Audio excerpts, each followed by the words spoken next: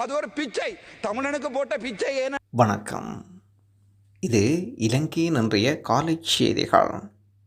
வடக்கில் படைகள் வசம் இருக்கும் காணிகளை விடுவிக்கப்படும் ஸ்ரீதரன் கேள்விக்கு பாதுகாப்பு பிரதியமைச்சர் பதில். வடக்கில் படையினர் வசம் இருக்கும் காணிகளில் மிக அத்தியாவசியமானதை தவிர ஏனையவற்றை விடுவிப்பதற்கு நடவடிக்கை எடுக்கப்படும். வரவு செலவு திட்டத்தில் பாதுகாப்பு அமைச்சுக்கு ஒதுக்கப்பட்ட நிதி தொடர்பில் நாடாளுமன்றத்தில் குழுநிலை விவாதம் இடம்பெற்றுள்ளது. வடகிழக்கில் இருக்கும் முகாம்கள் படையினர் பயன்படுத்தும் காணிகள் தொடர்பில் நாடாளுமன்ற உறுப்பினர் ஸ்ரீதரன் கருத்து வெளியிட்டுள்ளார். நாடாளுமன்றத்தில் கடந்த வாரம் நடைபெற்ற பாதுகாப்பு சார் ஆலோசனைக் கூட்டத்திலும் இந்த விடயம் தொடர்பாக ஆராயப்பட்டது. பல வருடங்களாக மூடப்பட்டிருந்த பலாலி அச்சுவேலி வீதி திறக்கப்பட்டிருக்கிறது. எனவே அத்தியாவசியமான காணியை மட்டும் வைத்துக்கொண்டு ஏனையவற்றை விடுவிப்பதற்கு நடவடிக்கை எடுக்கப்படும். நாடாளுமன்ற உறுப்பினர் ஸ்ரீதரன் கூறியது போல் வடகிழக்கில் 3,17,000 படையினர் இல்லை. முப்படைகளிலும் மொத்தம் 2,00,000க்கு குறைவான படையினர் தான் தற்போது உள்ளனர். தேசிய பாதுகாப்பை உறுதிப்படுத்துவதற்கு நாடு முழுவதும் முப்படையினர் போலீசாரை நாம் ஈடுபடுத்தியிருக்கின்றோம். பாராளுமன்ற உறுப்பினர் பதவியை ராஜினாமா செய்கின்றார் வைத்தியர் அர்ச்சுனா. தனது பாராளுமன்ற உறுப்பினர் பதவியை துறப்பதாக அர்ச்சுனா ராமநாதன் அறிவித்துள்ளார். பாராளுமன்ற பதவியினை கௌசல்யா நரீனுக்கு வழங்கியிருப்பதாகவும் உறுதிப்படுத்தப்பட்ட தகவலை வெளியிட்டுள்ளார். முகநூல் பக்கம் ஒன்றில் கருத்து வெளியிட்ட நிலையிலும் அதை உத்தியபூர்வமாக எழுத்து வடிவிலும் தந்திருக்கின்றார். இந்த முடிவானது நிதானத்தில் எடுக்கப்பட்ட முடிவு என்று சொல்லப்படுகின்றது. அவருடைய முடிவின் நிலைப்பாடு மாறுமான்ற கேள்விகளும் இருக்கின்றன. அவர் எப்பொழுதும் தனது நிலைப்பாட்டில் இரட்டை நிலைத்தன்மை உடையவராக இருந்திருக்கின்றார். கடந்த கால நிகழ்வுகளும் சான்றாக இருக்கின்றது. இருந்தபோதும் இந்த முடிவில் அவர் மாற்றம் இல்லை என்றே தெரிகின்றது. என் தலைவனின் பாதையில் என் இன மக்களின் விடுதலைக்காக பாராளுமன்ற பதவி கௌசல்யாவுக்கு இப்போது நிராயுத பாணி என்றும் பதிவிட்டிருக்கின்றார் ராமநாத அர்ச்சுனா அவர்கள். இந்த செய்தி சமூக ஊடகங்களில் வைரலாகிக் கொண்டிருக்கின்றது. பிரித்தானியாவில் இடம்பெற்ற பேருந்து விபத்தொன்றில் புலம்பெயர் தமிழ் குடும்ப பெண் ஒருவர் உயிரிழப்பு. வடமேற்கு லண்டனில் பேருந்து நிறுத்தத்தில் ஏற்பட்ட விபத்தில் சித்திரா வான்மீகநாதன் என்ற தமிழ் பெண் ஒருவர் உயிரிழந்திருக்கின்றார். வேம்பலியைச் சேர்ந்த இவர் பெஸ்போரா சாலையில் இடம்பெற்ற வாகன விபத்தில் உயிரிழந்திருக்கின்றார். அவரது குடும்பத்தினருக்கு தகவல் தெரிவிக்கப்பட்டிருப்பதுடன் போலீசார் தெரிவிக்கின்றனர். 2 பாதசாரிகள், 12 வயது சிறுவன், 30 வயதுடைய ஒரு பெண் பஸ்ஸும் காரும் மோதியதில் இந்த அனர்த்தம் ஏற்பட்டுள்ளதாக அறிய முடிகின்றது. சஞ்சீவ உயிரிழப்பு பற்றிய தீர்ப்பு வெளியானது. கனிமுல்ல சஞ்சீவவின் உயிரிழப்பு துப்பாக்கிச்சூட்டு காயத்தினால் மார்பு, கழுத்து மற்றும் வயிற்றில் ஏற்பட்ட காயங்களால் ஏற்பட்டிருப்பதாக கொழும்பு பிரதான நீதிவான் உறுதிப்படுத்தியிருக்கின்றார். இதற்கிடையில் கனிமுல்ல சஞ்சீவன் உயிரிழப்பு தொடர்பான பிரேத பரிசோதனை அறிக்கையும் கொழும்பு குற்றப்பிரிவு நீதிமன்றத்தில் சமர்ப்பித்துள்ளனர். தீர்ப்பை அறிவித்த பிரதான நீதிவான் விசாரணையின் போது மேற்கொள்ளப்பட்ட அவதானிப்புகள் கொழும்பு தடவியல் வைத்திய அதிகாரிகள் அலுவலகம் சமர்ப்பித்த பிரேத பரிசோதனை அறிக்கையில் கருத்தில் கொண்டு இந்த தீர்மானம் மேற்கொள்ளப்பட்டிருக்கிறது. இந்த விசாரணை கொழும்பு பிரதான நீதிமன்றத்தில் அழைக்கப்பட்ட போதும் உயிரிழந்த சஞ்சீவகுமார கனிமுல்ல சஞ்சீவவின் சகோதரி தில்ருசி சமாரடத்தின சாட்சியம் வழங்கியுள்ளார். சஞ்சீவ என்னுடைய தம்பி என்றும் இந்த சம்பவத்துக்கு முன்பு அவர் பூசா சிறை இருந்தார் என்றும் நான் வாரத்தில் 2 முறை தம்பியை பார்க்க சிறைக்கு செல்வேன் என்றும் அவருக்கு என்னென்ன வழக்குகள் உள்ளன என்பது குறித்தும் எனக்கு தெரியாது. நான் கடந்த 19ஆம் தேதி வழக்கு ஒன்றுக்காக அவர் கொழும்பு நீதிமன்றத்துக்கு அழைத்து வரப்பட்டதாக நான் அறிந்திருக்கவில்லை. அன்று காலை சுமார் 10 மணி 30 நிமிடம் அளவிலும் 11 மணிக்கும் எனக்கு ஒரு அழைப்பு வந்தது. என் சகோதரன் சுடப்பட்டதாக அவர் சொன்னார்கள். அதே நேரத்தில் நான் சட்டத்தரணி லக்ஷ்மன் பிடரவை அழைத்தேன்.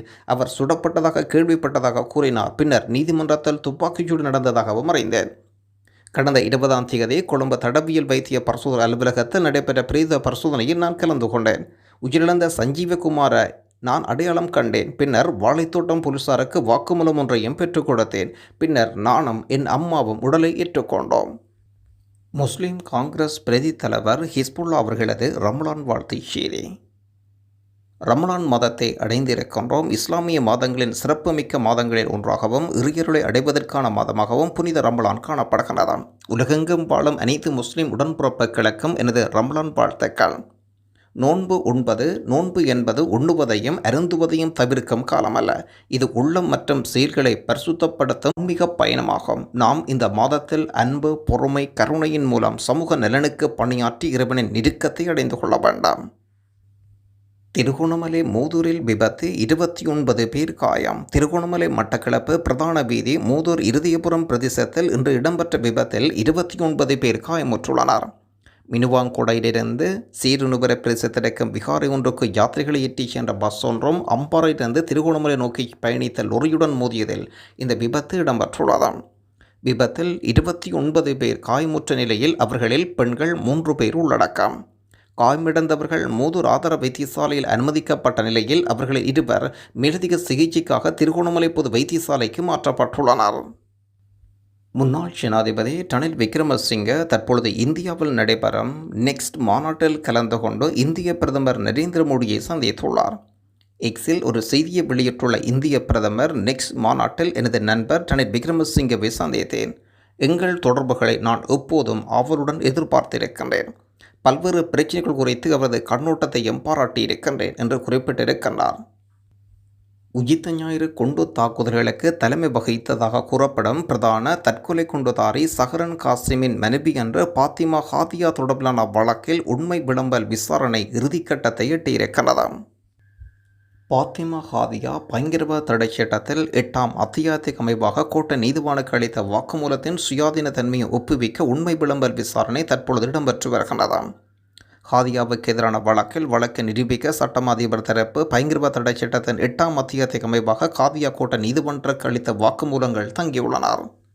2019ஆம் ஆண்டு ஏப்ரல் 21ஆம் தேதி 2019ஆம் ஆண்டு ஏப்ரல் 26ஆம் தேதிக்கு இடைப்பட்ட காலப்பகுதியில் சாரா ஜெஸ்மின் என்று அழைக்கப்படும் புலஸ்தனி மகேந்திரன் என்பவர் வெடிப்பொருட்களை தயாரித்தமை மற்றும் அவற்றை சேகரித்து வைத்திருந்தமை தொடர்பில் நிந்தபொருள் வைத்து அறிந்திருந்த சாரா ஜெஸ்மின் தெரிவித்ததனூடாக அந்த தகவலை போலீசாருக்கு அறிவிக்காமை குறித்து பாத்திமா ஹாதியாவுக்கு எதிராக பயங்கரவாத தடைச் சட்டத்தின் 5வது அத்தியாயத்தின் கீழ் குற்றப்பகிர்வு பத்திரம் தாக்கல் செய்யப்பட்டிருக்கிறது.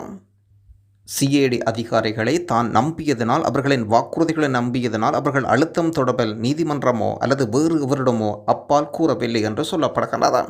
இந்த நிலையில் இந்த வழக்கின் உண்மை விளம்பல் விசாரணையில் சாட்சி மற்றும் குறுக்கு விசாரணை சுமார் 4 மணி நேரம் இடம்பெற்றிருக்கிறது. உயிர்த்த ஞாயிறு தாக்குதலை தடுத்திருக்கலாம்.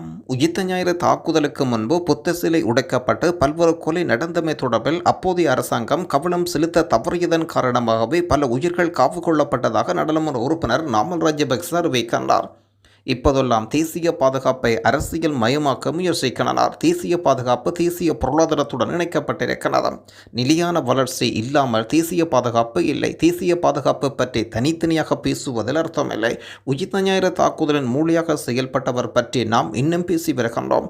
அன்று தாக்குதலுக்கு முன்பு புத்த சிலை உடைக்கப்பட்டு பல்வேறு கொலைகள் நடந்தன. அப்போது அவர்கள் தனிமைப்படுத்தப்பட்டதாக அரசாங்கம் கூறியது. இந்த நிகழ்வுகளின் சங்கிலியை ஆய்வு செய்திருந்தால் உயிர்த்த ஞாயிறு தாக்குதலை தடுத்திருக்கலாம் என்றும் இறுதியில் தேசிய பாதுகாப்பு சரிந்தது என்று குறிப்பிட்டார்.